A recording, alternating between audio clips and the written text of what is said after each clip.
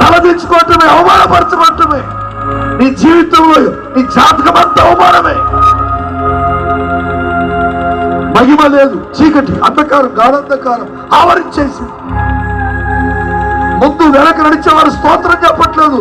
ద్వేషించి దూషించి అబద్ధ సాక్ష్యాలు చెప్పి కొన్నేలాడుతూ నీ గురించి ఎటకాలంగా, ఎగతాళిగా, ఎటకాలంగా మాట్లాడుతున్నారు. శక్తి లేని జీవితం, ఐశ్వర్యం లేని జీవితం, జ్ఞానము లేని జీవితం,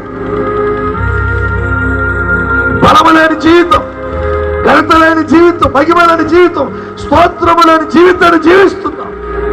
ఈ రోజు గొర్రెపిల్లైన యేసు ప్రభు ఈ గ్రౌండ్ లోకి వచ్చాడు. సింహాసనం వేసుకొని కూర్చోనన్నారు.